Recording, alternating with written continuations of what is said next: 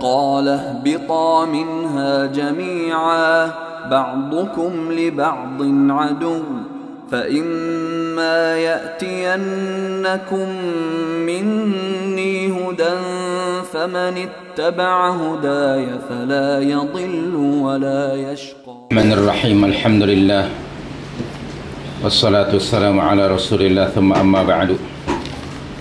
Hadirin hadirat, pada malam ini kita akan membincangkan topik syukur.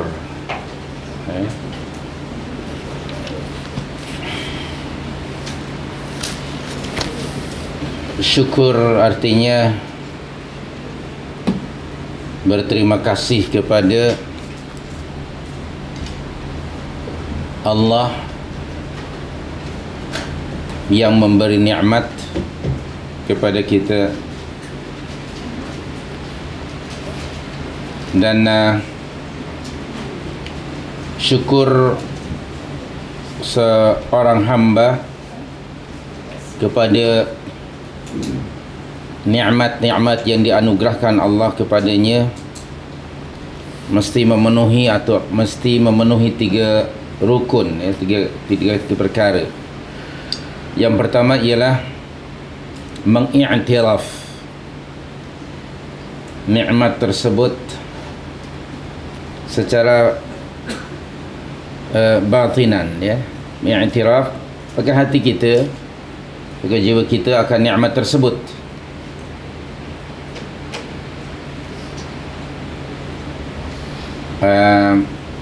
Bahawa tiap-tiap nikmat dan kebaikan itu datang dari sisi Allah Subhanahu wa ta'ala. Maka kita di dalam jiwa dan hati kita mesti mengiktiraf bahawa itu datang dari Allah. Dalam surah 16 ayat 53 Allah berfirman, A'udzu billahi minasyaitonir rajim. Wa ma bikum min ni'matin faminallah. Dan apa sahaja nikmat kebaikan yang ada pada kamu, hakikatnya ia datang dari Allah Subhanahu wa ta'ala.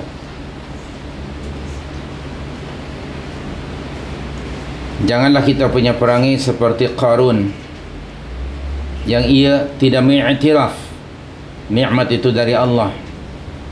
Sebaiknya dengan sombong dan mendabik dada bahawa apa yang ia miliki adalah hasil usaha dia sendiri. Jadikan itu sebagai sempadan. Rujuk surah 28 ayat yang ke-78. Surah Al-Qasas ayat yang ke-78. Sila baca ayatnya. A'udzubillahi minasyaitonir rajim. Qala innama utituhu ala ilmin indi. Itu kata-kata dia yang dipaparkan oleh Allah kepada kita dalam ayat itu. Ia berkata, apa katanya? Sesungguhnya kekayaan yang ada pada aku itu hanyalah disebabkan berdasarkan daripada ilmu yang ada pada aku. Akan ada saja manusia yang punya karakter macam Qarun. Tapi kita sebagai mukmin jangan meneladani karakter yang buruk itu. Sebaliknya kita harus mengiktiraf batinan bahawa segala kebaikan itu datang dari sisi Allah. Kedua, kita boleh bertahaddits, mengucapkan melalui lisan secara zahir, alhamdulillah, umpamanya saya telah mendapat nikmat ini dari Allah Subhanahu wa ta'ala. Dalam surah Al-Insyirah ke? Qalahu ta'ala bismillahirrahmanirrahim wa amma bi ni'mati rabbika fahaddits. Ad-duha ya. Wa amma bi ni'mati rabbika fahaddits. Surah apa? Surah 93. 93. Ayat terakhir sekali. Wa amma bi ni'mati rabbika fahaddits. Terjemahan makna ayat dan adapun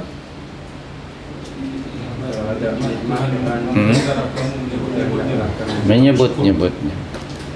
Bertahmid, alhamdulillah saya mendapat nikmat ini dari Allah Subhanahu wa taala. Fahaddits. Kita boleh mengucapkan.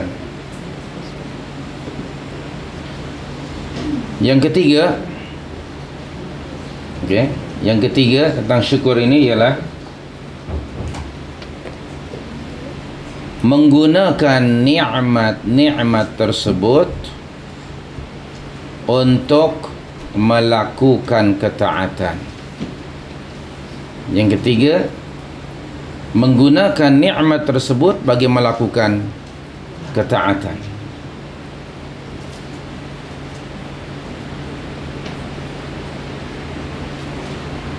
Seperti firman Allah, di mana Allah memberitahukan kepada kita hambanya yang saleh, yaitu Sulaiman bin Dawud alaihi wassalam. Beliau berdoa dalam surah 27 ayat 19.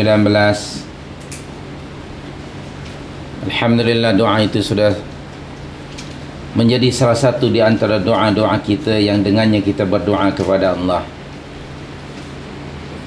Allah berfirman pada ayat tersebut, qala rabbi auzi'ni an ashkura ni'mataka allati an'amta alayya wa ala walidayya wa an a'mala salihan tardah.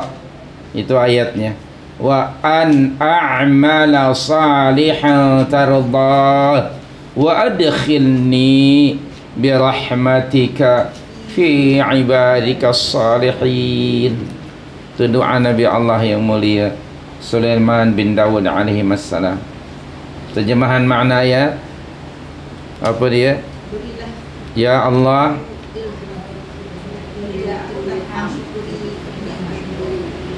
berilah aku ilham, untuk mensyukuri nikmat-Mu yang telah Engkau anugerahkan kepadaku dan juga yang telah Engkau anugerahkan kedua ibu bapaku, dan untuk mengerjakan amal saleh yang Engkau ridai, dan masukkanlah aku dengan rahmat-Mu ke dalam golongan orang-orang yang saleh. Di tengah-tengah ayat wa an a'mala salihan tardah, beliau memohon kepada Allah agar beliau dapat menggunakan nikmat karunia yang Allah anugerahkan kepadanya itu untuk melakukan ketaatan kepada Allah Subhanahu wa taala. Baik, itu cara bersyukur. Untuk beramal, baik, kita diberi oleh Allah berbagai nikmat. Gunakan ia bagi menjalankan ketaatan kepada Allah. Kemudian poin berikutnya, syukur ini boleh ditransformasikan melalui hati. Yang tadi mi'iktiraf itu kan melalui hati mi'iktiraf. Kedua, melalui lisan, ucapan kita bertahmid, bertahmid kepada Allah, alhamdulillah wa syukurillah. Dan ketiganya melalui al-jawarih, anggota badan. Melalui anggota badan maknanya kita menggunakan nikmat itu untuk melakukan, mengerjakan amalan-amalan saleh yang Allah ridai. Okay. Hati, lisan dan perbuatan. Ya, hati Lisan dan perbuatan. mengiktiraf, lisan mengucapkan syukur tahmid kepada Allah, sedangkan Perbuatan. dengan anggota badan kita Perbuatan. menerjemahkan dalam bentuk amalan ataupun perbuatan, ya, iaitu untuk melakukan perkara-perkara yang disukai dan diridai oleh Allah Subhanahu wa taala, dan menjaga diri, memelihara diri dari menggunakan nikmat itu untuk melakukan maksiat. Na'udzubillah. Hindarkan diri dari menggunakan nikmat tersebut untuk melakukan maksiat kepada Allah. Jauhkan itu. Ustaz, Nah. selain daripada itu, yang infak, Apa dia? yang infak, Infakkan pakai tangan, ya, digunakan. itu anggota. Fil jawarih termasuk pakai jawarih, itu pakai anggota badan. Perbuatan. Perbuatan itu. Dan poin berikutnya, di dalam Al-Quran Allah selalu menggandingkan, digandingkannya, disamakan antara iman dan syukur. Okay. Ada di dalam Al-Quran Allah selalunya menggandingkan, membuat muqaranah antara iman dan syukur. Sila perhatikan firman Allah dalam surah An-Nisa ayat 147.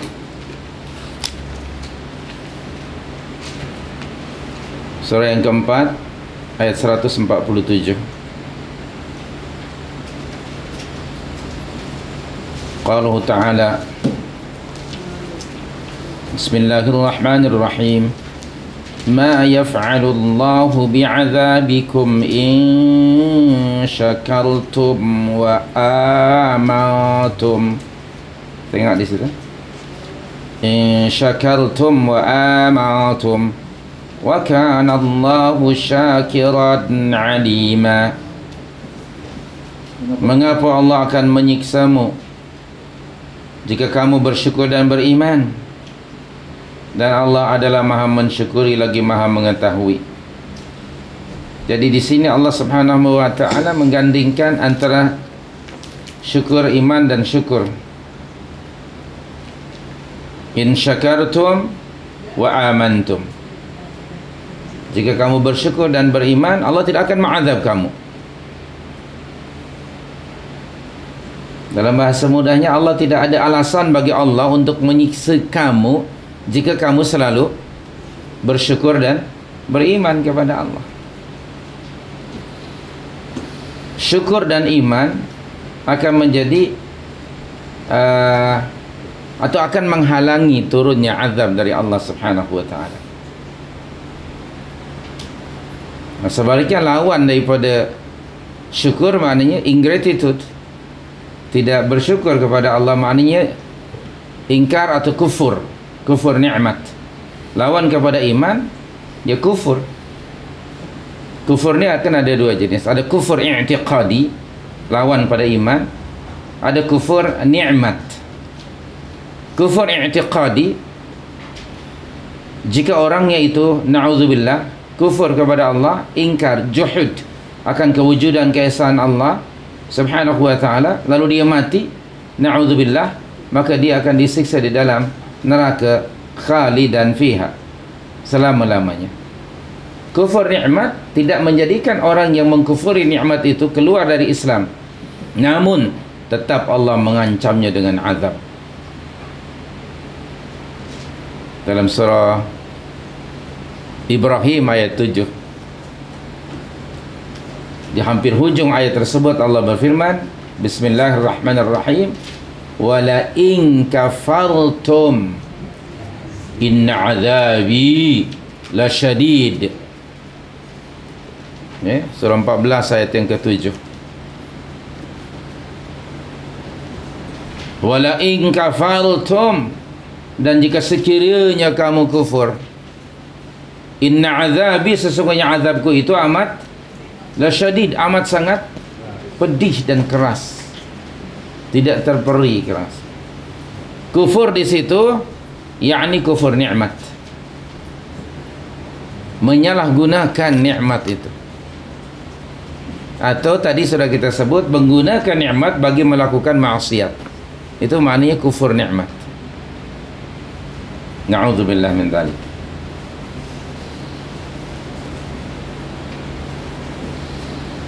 Kemudian poin berikutnya Allah memberitahukan di dalam Al-Quran surah yang ke-6 ayat 53. Surah ke-6 ayat 53 bahawa orang-orang yang selalu bersyukur kepada Allah akan segala nikmat karunia yang dianugerahkan kepadanya, mereka adalah orang-orang yang spesial pada sisi Allah, yang Allah akan selalu menganugerahkan ke atas mereka anugerah-anugerah yang tiada diberi oleh Allah kepada hamba-hambanya yang lain. Surah yang ke-6 ayat 53.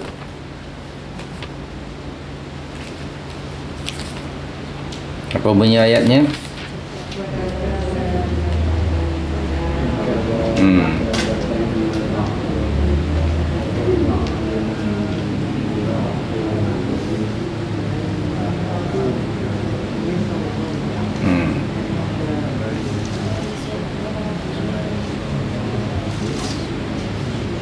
Wa kadzalika fatanna ba'dahum bi ba'd, dan demikianlah telah kami uji sebahagian mereka, dalam kurungan orang-orang kaya dengan sebahagian yang lainnya, yakni orang-orang miskin.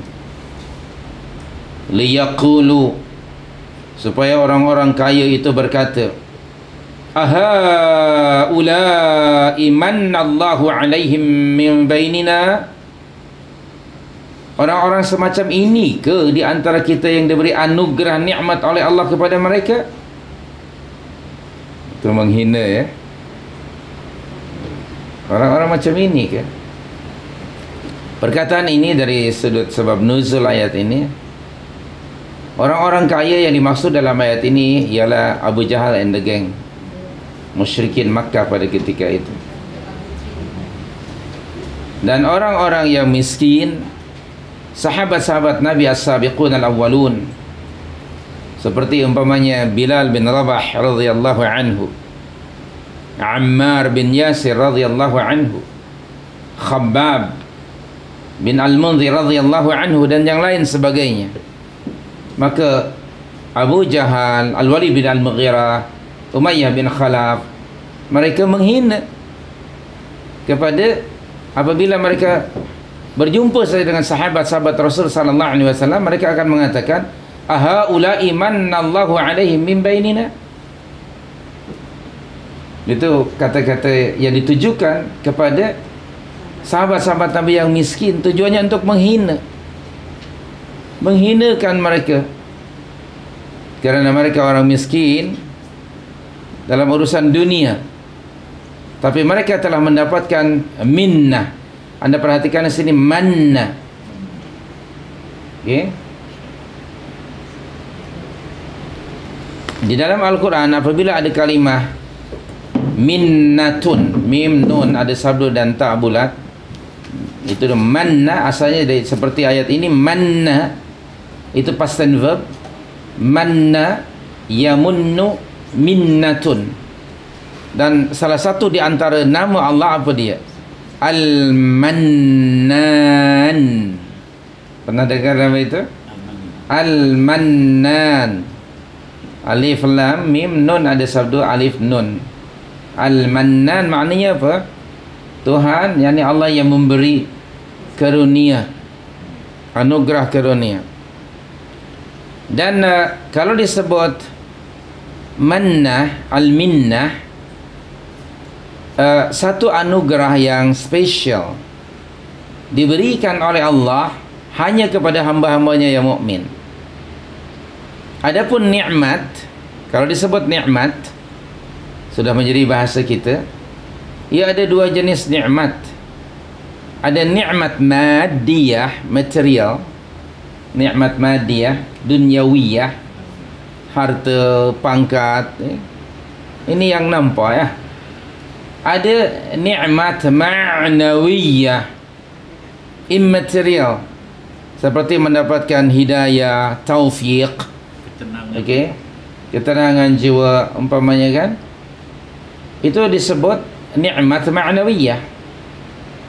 Dan nikmat-nikmat ma'nawiyah ini hanya diberikan oleh Allah kepada hamba-hambanya yang khusus, iaitu orang-orang mukminin. Sedangkan nikmat dunyawiyah berupa pangkat, harta, semua orang mendapatkannya, hanya berbeza mungkin dari ada yang banyak, ada yang sedikit. Tapi kalau minnah, dia specifically merujuk kepada nikmat ma'nawiyah dan hanya diberikan kepada hamba-hambanya mukmin. Sama tak Ustaz dengan antara Rahman dengan Rahim? Tak, berbeza. Berbeza. Berbeza. Contohnya di dalam Al-Quran tentang minnah ni, selalunya diberikan kepada hambanya yang mukmin. Dalam surah Ali Imran ayat 164, Allah berfirman di situ, Bismillahirrahmanirrahim, laqad mannallahu 'alal mu'minin idh ba'atha fihim rasulan min anfusihim yatlu 'alaihim ayatihi wa yuzakkihim wa yu'allimuhumul kitaba wal hikmah wa in kanu min qablu lafi dhalalin mubin.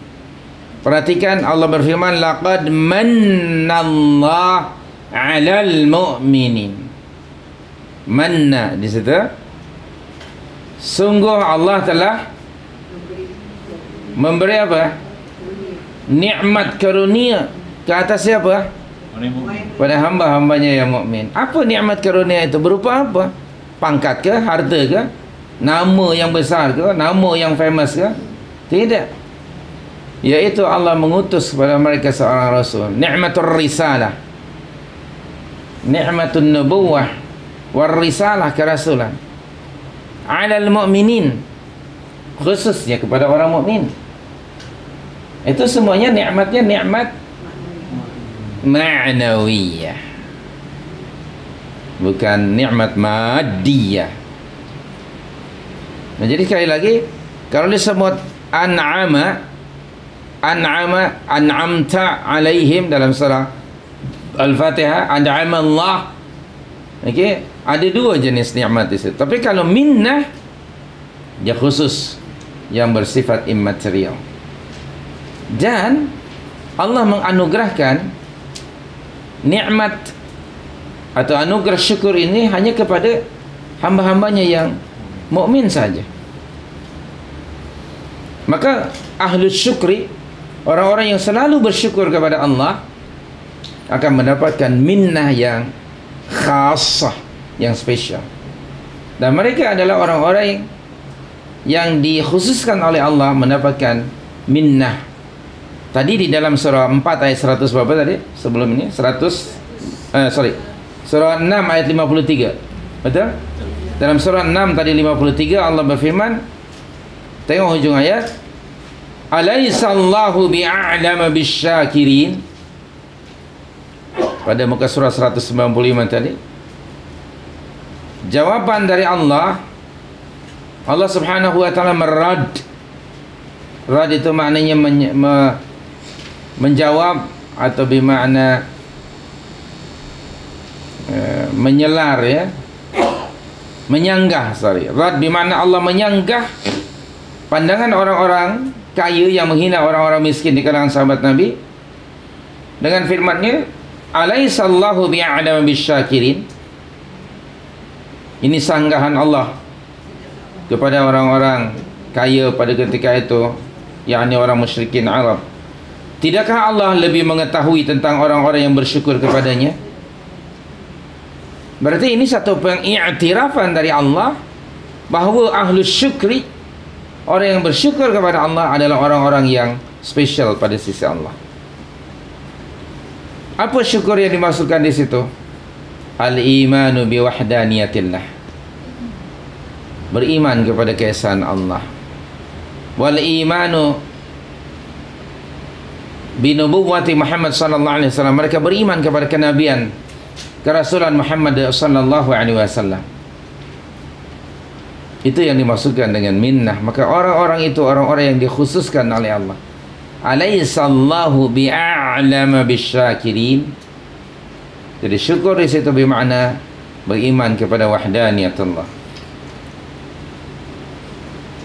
Jadi kalau kita lihat dari ayat-ayat ini bahwa syukur itu ternyata lebih kepada yang bersifat sesuatu yang dilakukan oleh seorang hamba, mensyukuri Tuhan yang memberi nikmat itu, dalam artian bukan yang berupa kenduri umpamanya, tapi mau kepada pengiktirafan, iman, ketaatan kepada Allah. Nah, di masyarakat kita ya selama ini kalau disebut syukur itu dia erat sekali hubungannya dengan kendara dan kenduri. Nah, kenduri kendara ya. Jadi kalau syukur itu syukur, kalau ada kenduri apa? Mesti kenduri syukur. Jadi syukur selalu diterjemahkan dalam bentuk kenduri bagi makan. Padahal itu bahagian yang kecil dari berbagai bentuk syukur kepada Allah. Dan the most important, the highest concept of syukur ialah al-imanu billah. Beriman kepada wahdaniyat Allah, mengikuti hidayah dan petunjuk yang terdapat di dalam Al-Quranul Karim, menerima dan meneladani Rasul sallallahu alaihi wasallam. Itu kan syukur. Yang memberi makan ini dia bagian yang terkecil saja. Semua orang mampu memberi makan. Kadang-kadang orang non muslim pun ada yang suka bagi makan orang lain kan. Jadi itu bukanlah yang the highest concept of syukur. Barangkali itu bagian entah nombor yang keberapa. Kemudian poin berikutnya, Allah Subhanahu wa taala telah membahagikan manusia ini pada dua kelompok. Ada hamba-hamba Allah manusia ini yang syakur, dan yang keduanya ada yang kafur. Syakur maknanya orang yang selalu bersyukur, dan lawannya ada orang yang selalu kufur kepada Allah Subhanahu wa taala. Tidak ada sesuatu yang paling dibenci dan dimurkai oleh Allah kecuali kekufuran. Sama ada kufur i'tiqadi atau kufur nikmat tadi. Dan tidak ada lagi sesuatu yang lebih disukai oleh Allah Subhanahu wa taala selain daripada syukur. Sama ada dengan hati, melalui lisan ataupun melalui perbuatan. Pembahagian manusia kepada orang-orang yang syakiran dan kafur, Allah memberitahukan dalam surah Al-Insan ayat yang ketiga. Surah 76 ke? Surah Al-Insan itu? Nah, ayat yang ketiga.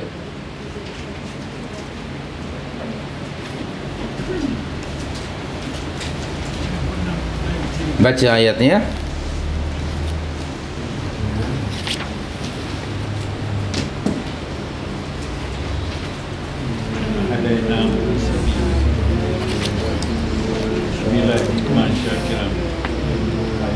Tengok di situ. Inna hadainahu sabil imma syakira wa imma kafura. Terjemahan makna ayat, sesungguhnya kami telah menunjukkan padanya jalan ya, sesungguhnya kami telah menunjukkan kepadanya jalan yang benar, jalan yang lurus, jalan yang hak. Kemudian sama ada ia akan bersyukur ataupun akan kufur. Imma syakira wa imma kafura. Jadi manusia itu ada dua golongan. Ada orang-orang yang bersyukur dan ada orang yang kufur, na'udzubillah.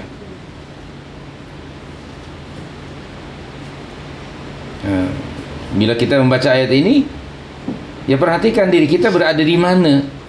Adakah kita masuk dalam kelompok yang selalu bersyukur kepada Allah, atau na'udzubillah yang keduanya masuk dalam kelompok orang-orang yang kufur akan nikmat-nikmat Allah. Jadi kita tengok di situ, bercermin pada ayat ini, di mana saya berada. Jika kita masuk dalam kelompok orang-orang yang syakiran li an'amillah, fanahmadallah, bertahmidlah kepada Allah, kerana itu anugerah dari Allah. Dan wa na'udzubillah, kita berlindung kepada Allah dari termasuk golongan orang yang kafur, yang tidak mengiktiraf nikmat itu dari Allah, orang yang sombong lagi bongkar seperti Qarun tadi. Dalam Al-Quran ada dua contoh yang syakiran, antara lain tadi Sulaiman bin Dawud alaihi wassalam. Yang kafura antara lain ialah Qarun tadi, la'natullah alaihi. Jadi Quran itu sudah memberi contoh-contoh kepada kita yang mesti dijadikan sempadan, yang mesti dijadikan tauladan. Dua-duanya ada. So, kalau boleh dikatakan lah ya, kita termasuk orang yang bertuah ya, umat yang paling bertuah umat Muhammad SAW ini. Kerana di dalam Al-Quran itu Allah sedang mendedahkan, ada orang yang baik, ada orang yang jahat, ada orang mukmin, ada orang kafir. Kita pilih. Okay? Tinggal kita ada pilihan, terserah which one yang akan kita pilih. Apakah syakiran, apakah kafura. Al-Quran membincangkan tentang karakter manusia. Walaupun bangsanya tentu kita tidak ada hubung kait dengan Fir'aun dan Qarun kan, dari sudut kebangsaan, dari sudut bloodline. Tapi karakter manusia sama saja. Karakter manusia di mana-mana, apapun juga bangsanya, tetap akan ada yang syakiran dan akan ada yang kafura. Dan kemudian Allah selalu mengiringi, bila kita selalu bersyukur, natijah dari syukur kepada Allah itu selalu akan mendapatkan ziyadatun ni'mah.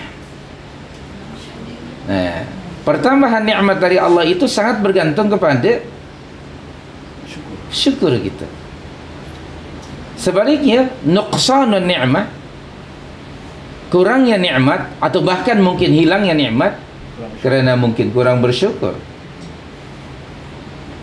Jadi ziyadatul ni'mah bergantung kepada ziyadatul syukur. Makin bersyukur seseorang itu kepada Allah, makin ditambah nikmatnya ke atas orang tersebut. Tadi di dalam surah Ibrahim ayat yang ke-7 Allah berfirman, wa idh ta'adzana rabbukum la in syakartum la azidannakum wa la in kafartum inna azabi lasyadid. Dan Rabbmu telah memberitahukan bahawa jika sekiranya kamu bersyukur akan nikmat-nikmat yang telah aku anugerahkan kepada kamu, pasti dan niscaya akan aku tambah dan tambah lagi nikmat-nikmat itu kepadamu yang tidak ada nihayah, tidak ada penghujungnya, selama hamba itu bersyukur kepada Allah. Dan ziyadatun ni'mah, pertambahan nikmat, bukan dalam bentuk material, sekali lagi, bukan hanya dalam bentuk itu, dalam bentuk ma'nawiyah. Adalah penting bagi kita sekarang ini ya, untuk mendapatkan nikmat peaceful in mind. Okay, hidup bahagia, tidak ada beban. Itu orang, kalaulah ada kedai yang buka tu peaceful in mind tu, buka kedai, pasti laku. Ramai orang yang akan beli, berapapun juga harganya. Kerana ramai orang memang yang mencari kebahagiaan, ketenangan. Sekarang orang sedang mencari itu kebahagiaan dalam kehidupan sebagai individu, kebahagiaan dan keharmonian di rumah tangga. Orang sedang mencari kebahagiaan di dunia dan juga di akhirat. Semua orang menginginkan itu, tapi tidak semua orang mendapatkannya. Sebab yang namanya as-sa'adah, kebahagiaan, juga bersifat immaterial sebetulnya. Okay? Apa sebetulnya kebahagiaan itu? Tiap-tiap orang akan memberikan definisi tersendiri yang berbeza-beza mungkin. Ada yang menyatakan kebahagiaan itu diasaskan di atas, ya, ini material, hidup duniawiyah. Belum tentu.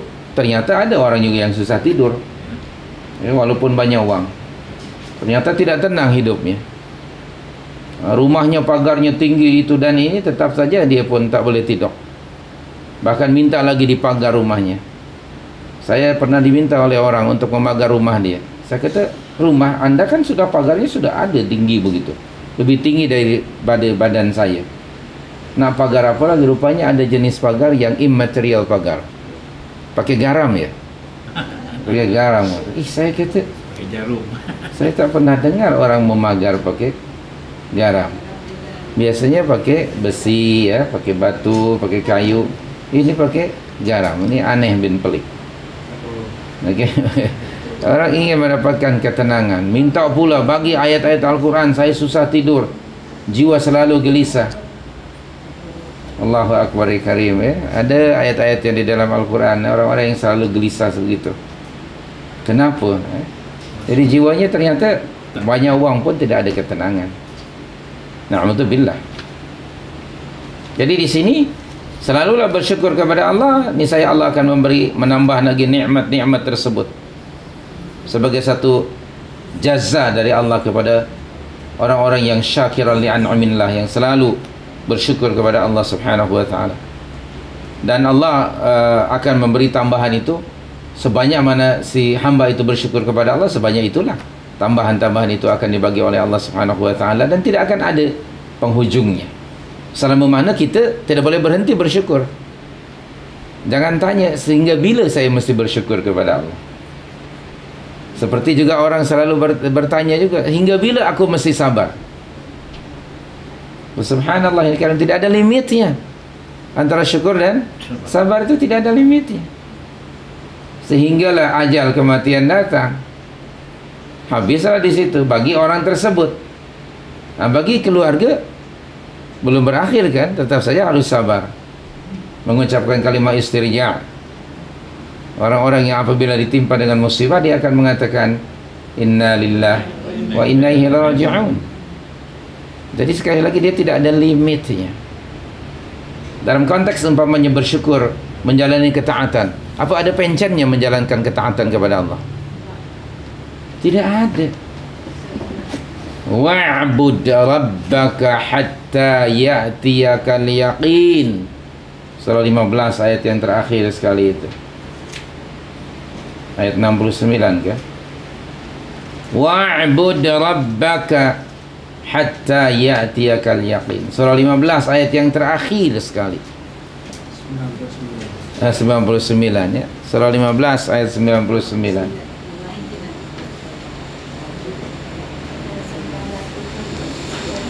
Beribadahlah kepada Rabbmu. Antara lain apa? Bersyukur. Kita sedang bincang topik syukur. Bersyukurlah kamu kepada Allah sehingga apa? Sehingga ajal datang kepada kamu. Jadi jangan ditanya sehingga bila saya bersyukur. Tidak ada limit. Wala tamutunna illa wa antum muslimun. Ingat itu Ali Imran 102. Ali Imran 102 di hujung ayat. Wala tamutunna illa wa antum muslimun. Janganlah kamu mati melainkan kamu dalam keadaan Islam. Antara lain keadaan Islam apa? Orang yang selalu bersyukur kepada Allah. Maka jadilah muslim 24 jam. Jadilah orang yang selalu bersyukur kepada Allah 24 jam. Imma tadi melalui hati atau lisan atau perbuatan. Berterusan dia. Jadi tidak ada limitnya. Baik. Kemudian Allah Subhanahu wa taala memberitahukan kepada kita dalam konteks memberi jaza ataupun pahala pada seseorang yang melakukan kebaikan. Selalunya Allah akan menyebutnya bil masyiah, yakni Allah akan memberi pahala kepada sesiapa yang dikehendakinya untuk melakukan kebaikan-kebaikan yang lain, berlainan dengan syukur. Bila Allah hendak memberikan jaza, selalunya ada kalimah insya'a, jika Allah menghendaki. Dalam konteks kalau Allah, dalam konteks maghfirah, sama ada Allah akan memberi keampunan atau tidak kepada hambanya, selalunya ada kalimah insya'a, jika Allah menghendaki. Tapi dalam konteks syukur tidak ada kalimah jika Allah menghendaki. Sebaliknya mutlak, Allah akan memberinya kepada siapa saja yang bersyukur. Kita rujuk dalam konteks umpamanya memberikan jaza, ya, di dalam surah yang ke 9, surah 9 At-Taubah ayat yang ke 28. Surah At-Taubah ayat 28, firman Allah di tengah-tengah ayat tu, baris yang ketiga, ya. Qalahu ta'ala wa in khiftum 'ailatan fasawfa yughnikum Allahu min fadlihi insya'a. Tengok di situ.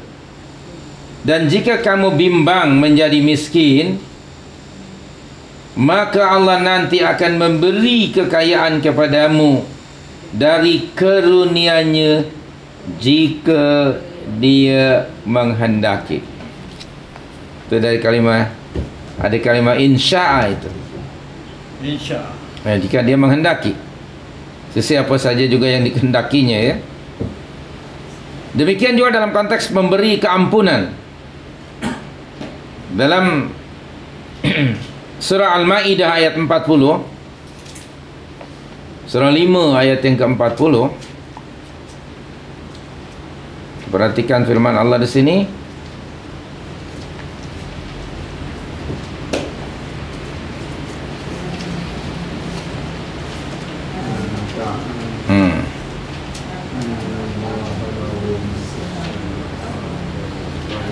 Yu'adzibu man yasha wa yaghfiru liman yasha. Tengok di situ.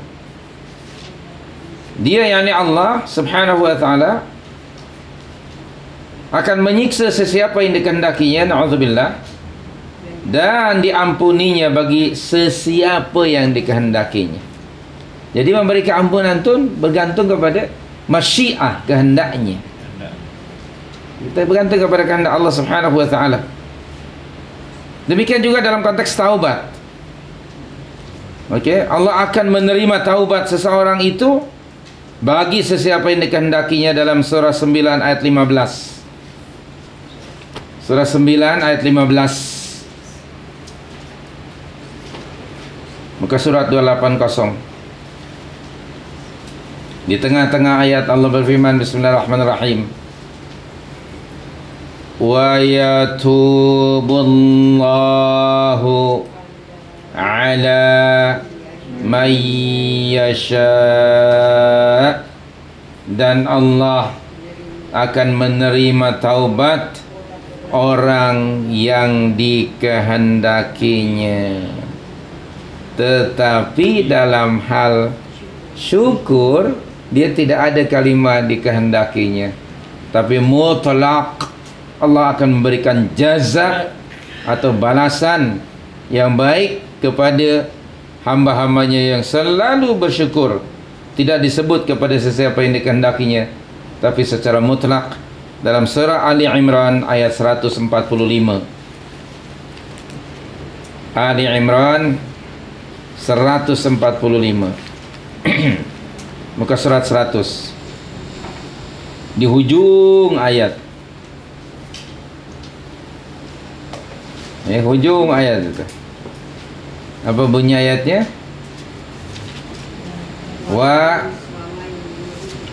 Wasanajzish syakirin. Itu ayatnya. Wasanajzish syakirin, dan kami akan memberi balasan baik kepada orang-orang yang bersyukur. Allah tidak menyebut kepada orang-orang yang dikehendakinya saja. Betul tak? Jadi syukur, orang yang bersyukur secara mutlak, Allah akan memberikan jaza atau balasan kepada mereka yang selalu bersyukur. Ja'alanallah wa iyyakum minasyakirin, ya. Semoga Allah menjadikan saya dan anda sekalian termasuk golongan orang-orang yang selalu bersyukur kepada Allah Subhanahu wa ta'ala. Allahumma amin. Kemudian Iblis la'natullah alaih, dia sangat tahu kedudukan syukur pada sisi Allah. Betapa syukur itu satu ibadah yang sangat tinggi. Dan Iblis ternyata mengetahui tentang kedudukan syukur ini, hingga dia akan selalu berusaha untuk menghalangi manusia dari bersyukur kepada Allah. Dia akan mencoba dengan segala macam supaya manusia tidak bersyukur kepada Allah Subhanahu wa ta'ala. Mudah-mudahan Allah Subhanahu wa ta'ala membantu kita supaya dia tidak termasuk jerat Iblis la'natullah alaih. Rujuk surah yang ke-7 ayat 17. Surah yang ke-7 ayat yang ke-17. Allah Subhanahu wa ta'ala memberitahukan kepada kita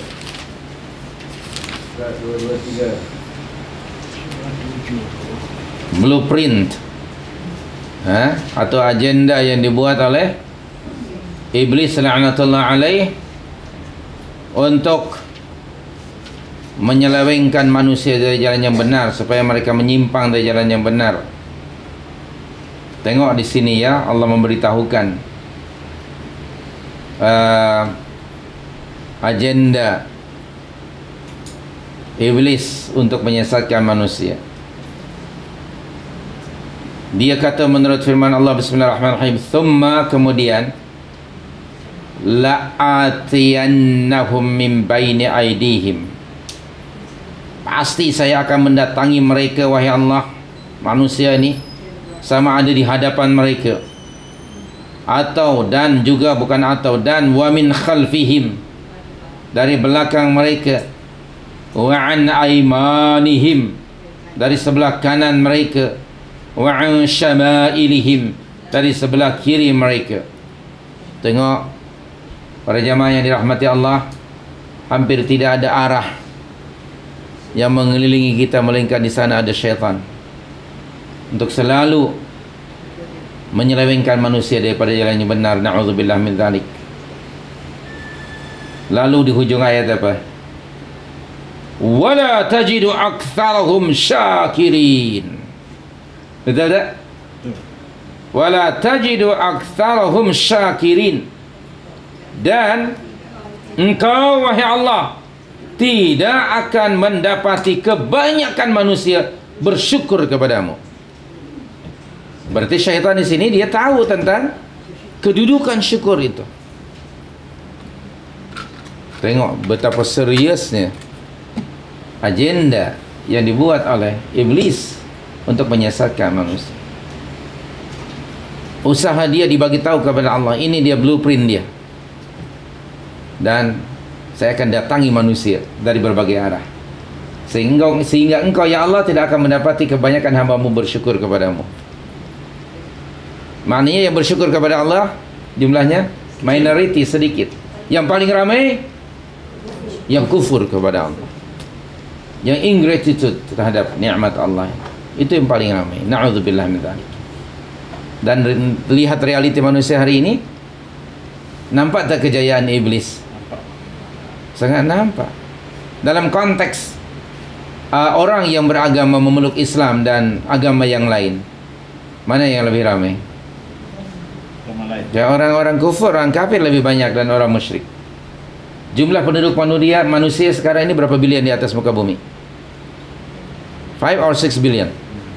6 billion katakanlah. Oke, Muslim berapa billion? 1.2. Maknanya the rest orang kafir, berjayalah dari situ itu. Among muslimin yang 1.2 itu, 1.2 billion, Yang bersyukur dan taat kepada Allah berapa peratus? 10%. Pasti lebih sedikit. Orang-orang muslim yang mendatangi majlis-majlis ilmu dan yang mendatangi majlis-majlis lahwun wal'ibun, mana lebih banyak? Tentu yang lahwun tadi, yang berseronok, okay? Hidup hanya untuk berseronok. Bandingkan mana lebih ramai orang yang masuk stadium untuk tengok bola sepak dan yang masuk ke masjid. Banyak bersepak lagi. Boleh lihat. Orang-orang yang melakukan ketaatan dengan orang yang melakukan maksiat, mana yang lebih ramai? Tentu pelaku maksiat. Orang yang mengajak kepada yang ma'ruf dan yang melarang daripada perbuatan ma'ruf, mana yang lebih banyak? Tentu yang melarang berbuat ma'ruf. Orang yang mencegah orang lain daripada perbuatan mungkar, dan ada orang yang justru menyuruh orang lain berbuat mungkar, mana lebih banyak? Tentu yang menyuruhnya lebih banyak. Berjaya nampaknya Iblis la'natullah alaih. Oleh itu, wala tajidu aktsarahum syakirin. Engkau tidak akan mendapati mereka, ya Allah, bersyukur kepadamu, maknanya beriman kepadamu dan taat kepadamu. Demikian Allah memberitahukan kepada kita.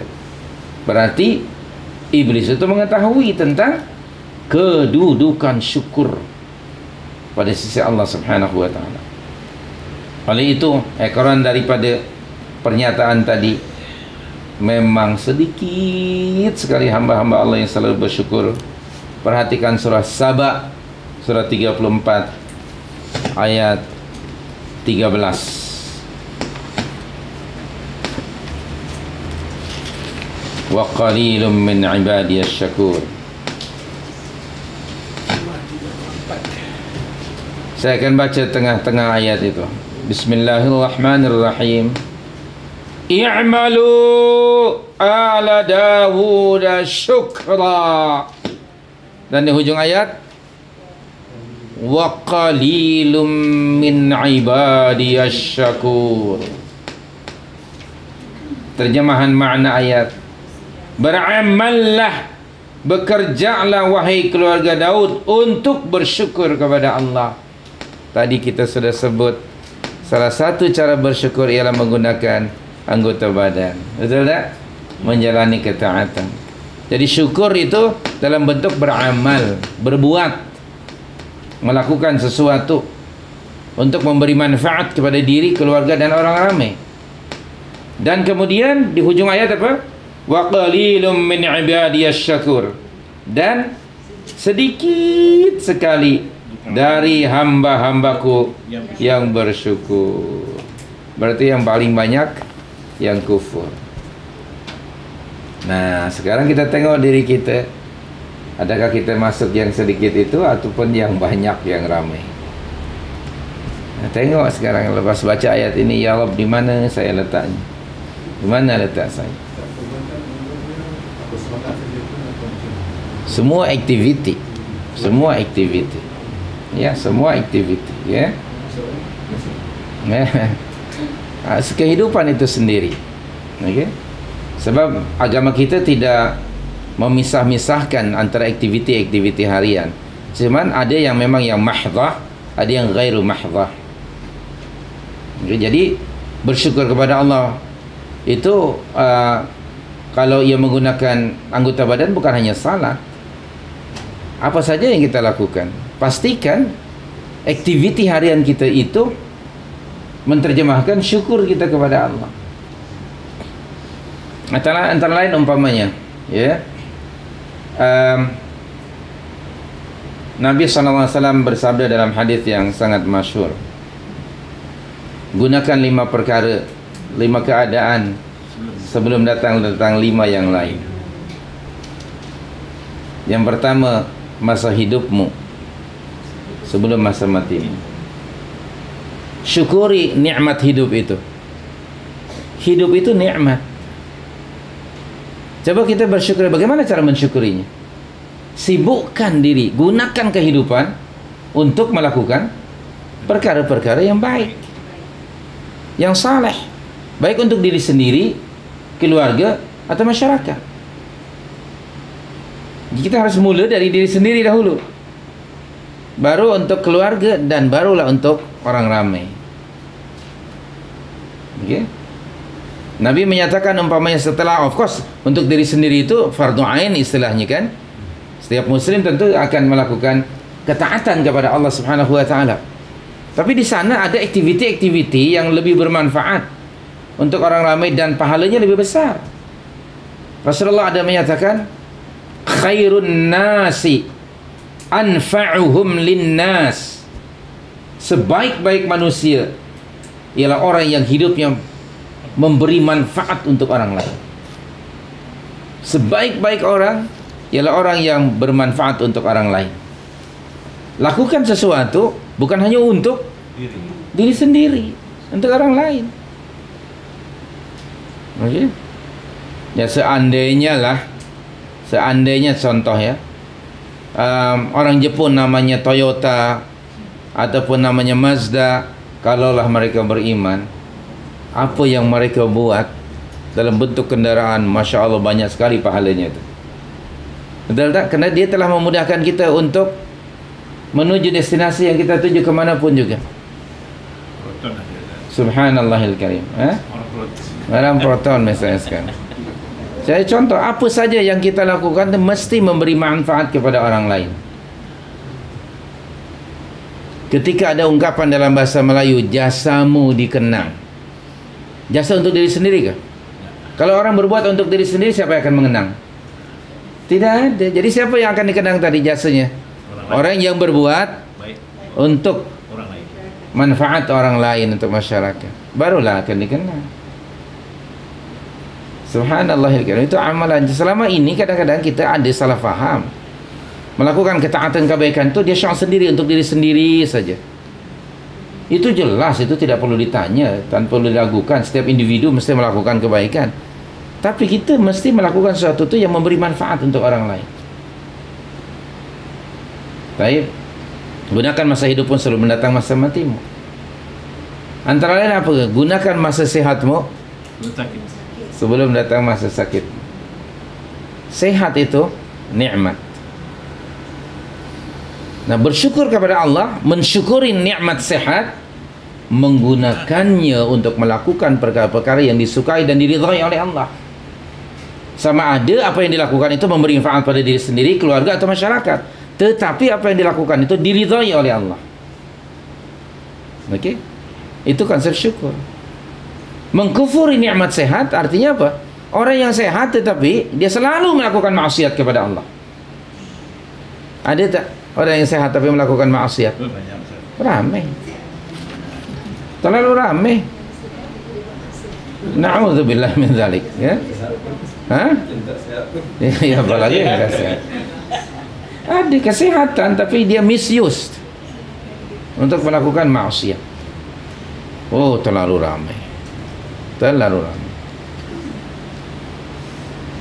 Kita akan appreciate nikmat sehat bila kita sakit.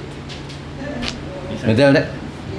Bila kita sakit baru kita appreciate. Oh ya Allah, betapa nikmatnya sehat itu. Apa sajalah. Bila dia kurang, apalagi hilang nikmat itu, baru kita merasakan. Ketika kita sehat hari ini, sekarang ini, manalah kita kadang-kadang sadar mensyukuri nikmat sehat. We take for granted. Betul tak?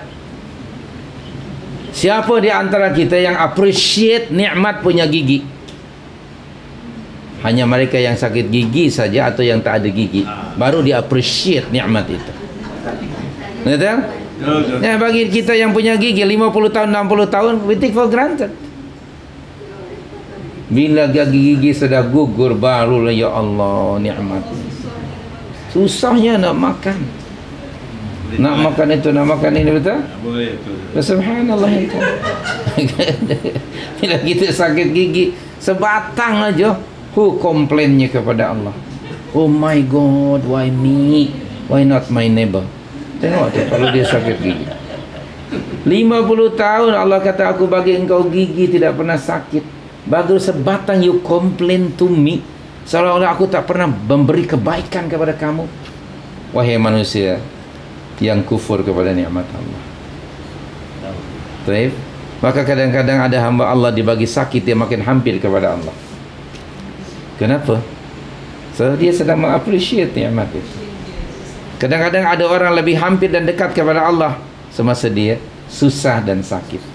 Maka dia ketika dia senang dan sehat, na'udzubillah, ada orang yang jauh daripada Allah. Betul?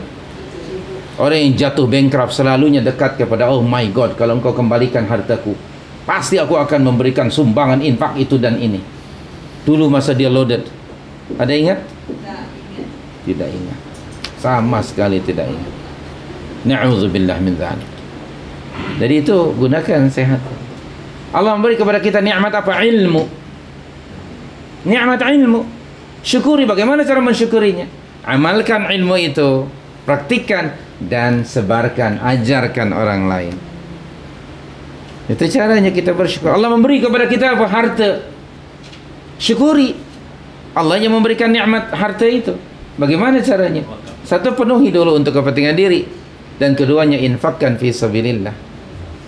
Tengok dalam surah 28 ayat 77 yang selalu kita rujuk. Wa battaghi fima atakallahu ad-daral akhirah wa la tansa nasibaka minad dunya wa ahsin kama ahsanallahu ilaik wa la tabghil fasada fil ardi innallaha la yuhibbul mufsidin. Surah 28 ayat yang ke-77. Cara mensyukurinya seperti itu. Kalau Allah bagi pada kita harta, gunakan dia untuk membuat investment pelaburan di akhirat. Demikian juga dalam surah 63 ayat yang ke-10. Bismillahirrahmanirrahim. Wa anfiqu mimma razaqnakum min qabli ayyatiya ahadakumul maut. Tengok. Dan infakkanlah, belanjakanlah sebahagian dari rezeki yang kami rezekikan kepada kamu sebelum kematian mendatangi salah seorang di antara kamu. Apabila kematian sudah hampir, baru dia realize dan sadar. Lalu dia appeal, merayu kepada Allah, ya Allah, boleh tak engkau tangguhkan kematianku sekejap saja. Bukan minta seminggu, sekejap saja. Aku berjanji kepadamu ya Rabb, jika engkau perkenankan permintaanku, fa'as-saddaqa, niscaya pasti aku akan bersedekah banyak-banyak dari hartaku ini. Wa akum minas salihin, dan aku berjanji akan menjadi orang yang saleh. Jawaban Allah pada ayat yang ke-11, too late. Too late. Wala yuakhirallahu nafsan idza jaa ajaluha wallahu khabirum bima ta'malun. Allah memberi kepada anda yang masih bekerja pangkat yang begitu tinggi, pangkat anda itu nikmat dari Allah. Gunakanlah pangkat yang tinggi itu untuk berbakti dan menjalani ketaatan kepada Allah, memberi manfaat kepada masyarakat. Ramai di antara orang, bila dia sudah punya pangkat, dia lupa daratan. Sometimes misused. Dia punya power dan kuasa for his own interest. Lupa kepada agama.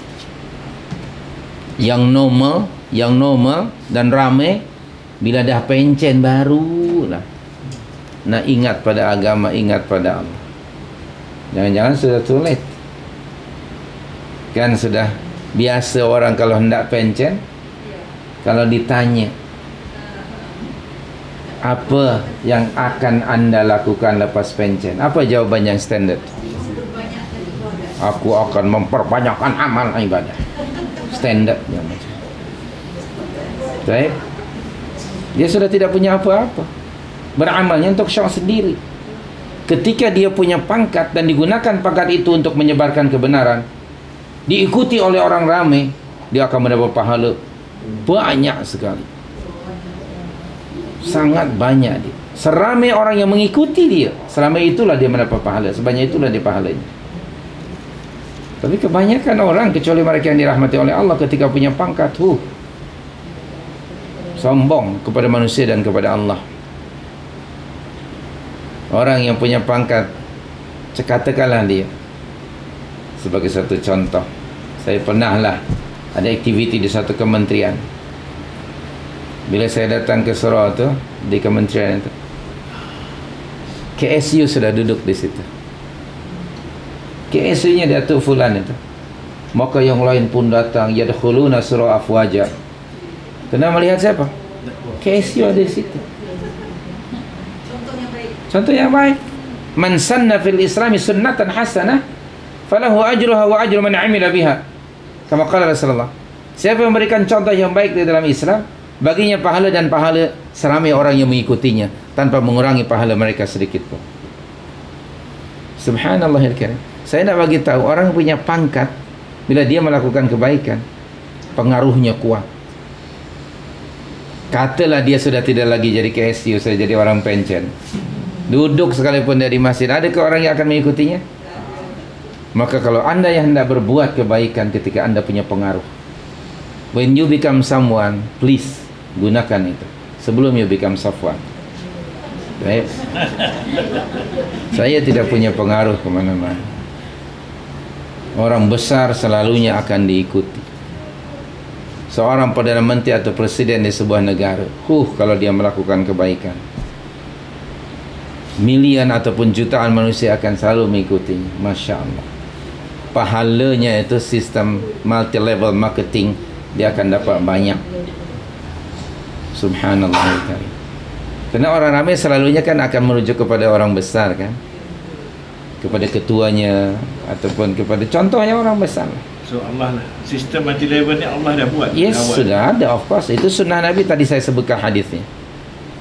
Dan memang seperti itu. Man sanna fil islami sunnatan hasanatan falahu ajruha wa ajru man amila biha min ghairi an yanqusa ujurahum syai'a.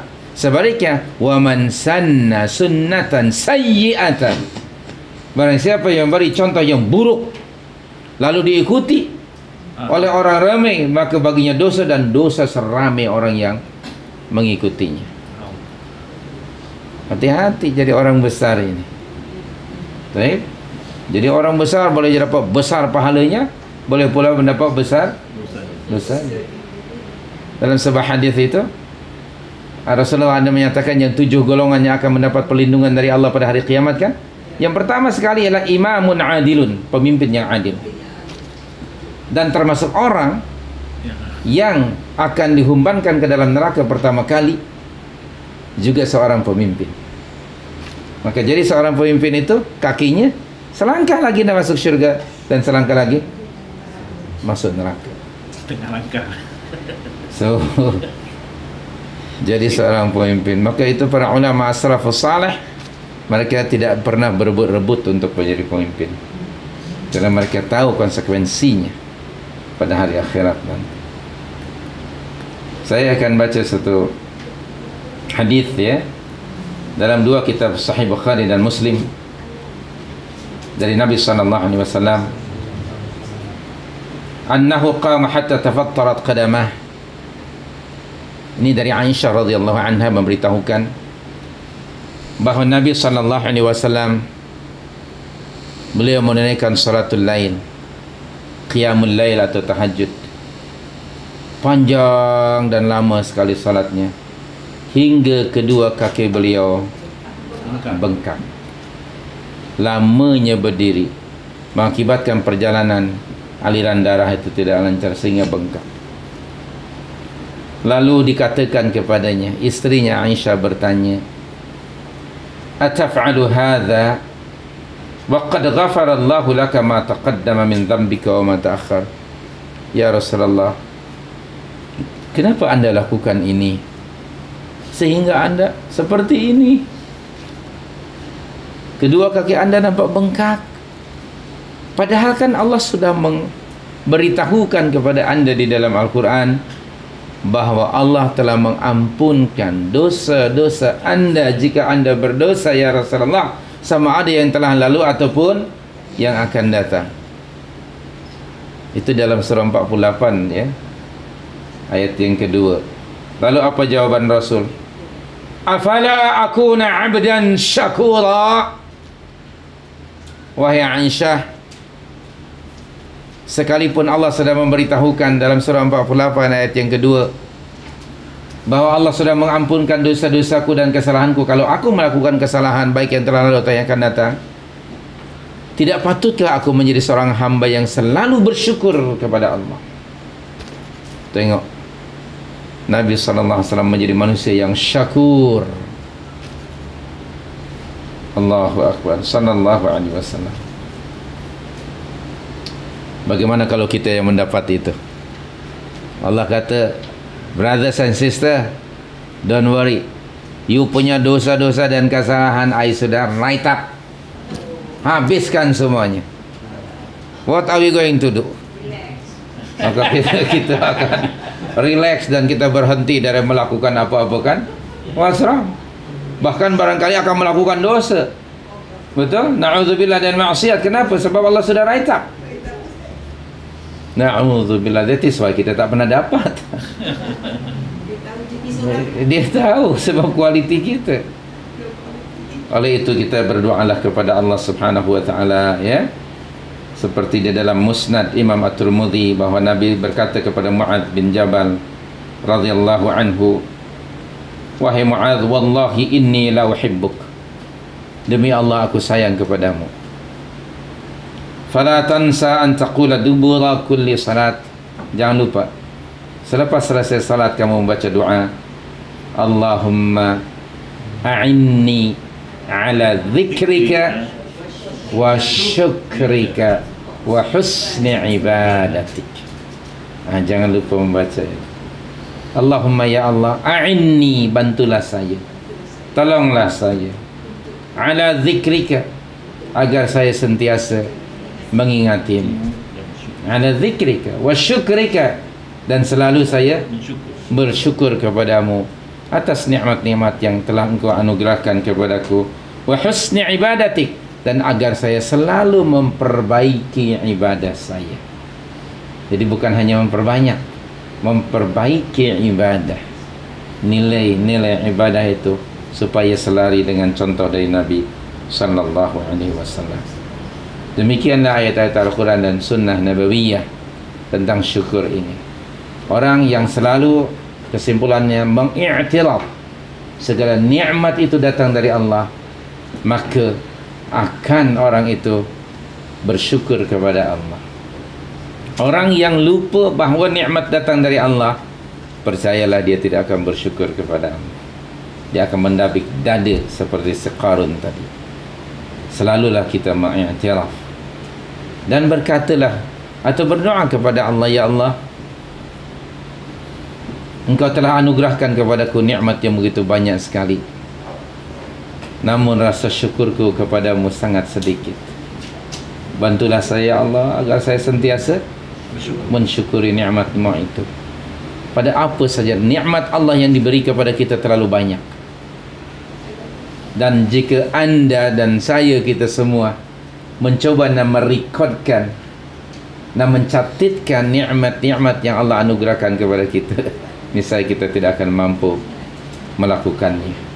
Maha benar Allah berfirman dalam surah Ibrahim ayat 34, ya. Allah berfirman di situ,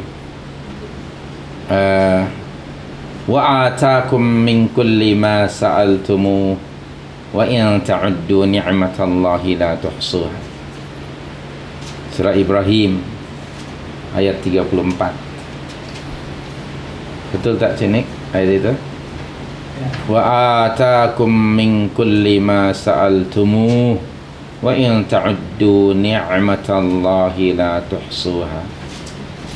Dia Allah Subhanahu wa ta'ala telah memberi dan mendatangkan kepada kamu apa saja yang kamu mohonkan kepadanya, dan sekiranya kamu hendak mengira dan menghitung nikmat Allah yang dianugerahkan kepada kamu, niscaya kamu tidak akan mampu menghitungnya. 34. So itu sajalah untuk malam ini, hadirin hadirat, dan sebagai masa pada anda untuk menambah, ya, anashkurli wali walidayya, ya, ya, wa may yashkur, Siapa orang yang bersyukur kepada Allah? Bersyukur pada dirinya apa maksudnya? Maksudnya natijah syukurnya kepada Allah for his own good, kembali kepada dirinya. Kerana Allah ghaniyun 'anil alamin. Kalau kita bersyukur kepada Allah, syukur kita itu tidak akan menambah sekali-kali, tidak akan menambah kekuasaan Allah. Sebaliknya kebaikannya akan kembali kepada diri kita sendiri. Apa tadi antara lain, Allah akan selalu menambah-nambah nikmatnya untuk diri kita sendiri. Bagi orang yang mengkufur nikmat Allah, Allah tak akan rugi apa-apa. Walaupun seluruh manusia kufur kepada Allah, dia tidak akan menjejaskan kekuasaannya. Tetapi yang rugi mereka sendiri. Okey, banyak ayat seperti itu. Wa man syakara fa inna ma yashkuru li nafsihi wa man kafara fa inna rabbi ghaniyyun karim. Dalam surah 27 ayat yang ke-40 umpamanya. Jadi kita nak bersyukur ataupun tidak manusia ini terserah kepada mereka. Tapi kalau mereka bersyukur, mereka yang beruntung di dunia dan di akhirat. Kalau mereka kufur, mereka pula yang akan rugi. Di dunia hidupnya memperturutkan hawa nafsu, bergelimang dengan kesalahan dan dosa. Allah tarik keberkatan dalam hidupnya. Banyak mungkin hartanya tapi tidak bermanfaat. Kesehatannya dibagi oleh Allah sehat, tapi selalu dia mendedahkan auratnya di hadapan orang lain. Kemana-mana pakai seluar dalam aja umpamanya. Okay, bagi orang yang bodybuilder, dia badannya kan sasa kan, bukan hanya sehat tapi sasa. Tetapi dia selalu tunjuk mendedahkan auratnya di depan orang ramai. Walaupun dia selepas diisytiharkan menang menjadi Mr. Universe, lalu dia sujud syukur. Allahu Akbar, dia kata sujud syukur pakai seluar dalam. Jangan diambil gambarnya. Tak sampai hati kita melihat. Tapi ada orang macam itu. Na'udzubillah min dzalik. Saya supaya fahami itu. Syukur dan tidak terserah kepada kita. Jadi kalau kita bersyukur, maka natijah daripada kesyukuran itu akan kembali kepada kita. Kalau kita kufur, na'udzubillah, kembali juga kepada kita. Allah tidak untung, dia tidak akan rugi. Okay? Wallahu a'lam. Yang lainnya? Ada lagi apa-apa soalan?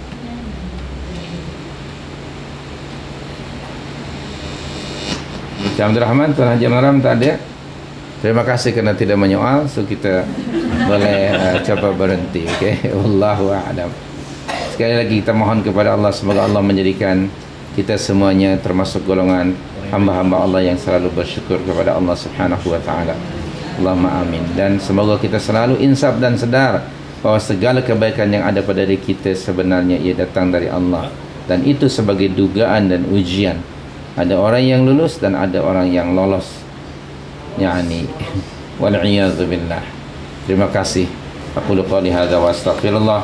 Subhanakallahumma wa bihamdik, asyhadu an la ilaha illa anta, astaghfiruka wa atubu ilaika. Wa sallallahu wa sallam ala nabiyyina Muhammad wa ala alihi wa sahbihi ajma'in. Wa akhiru da'wana alhamdulillahi rabbil alamin. الله لا إله إلا هو الحي القيوم لا تأخذه سنة ولا نوم له ما في السماوات وما في الأرض من ذا الذي يشفع عنده إلا بإذنه يعلم ما بين أيديهم وما خلفهم ولا يحيطون بشيء من علمه إلا بما شاء وسع كرسيه السماوات والأرض ولا يؤوده حفظهما وهو العلي العظيم. لا إكراه في الدين قد تبين الرشد من الغي فمن يكفر بالطاغوت ويؤمن بالله فقد استمسك بالعروة الوثقى لا انفصام لها والله سميع عليم. الله ولي الذين آمنوا يخرجهم من الظلمات إلى النور والذين كفروا أولياؤهم الطاغوت يخرجونهم من النور إلى الظلمات أولئك أصحاب النار هم فيها خالدون